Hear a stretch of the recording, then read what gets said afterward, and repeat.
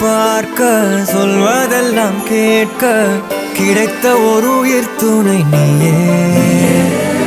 என் சிரிப்பில் பாதி என் துயரில் பாதி பகிர்ந்து நீ அருந்துகிறாயே.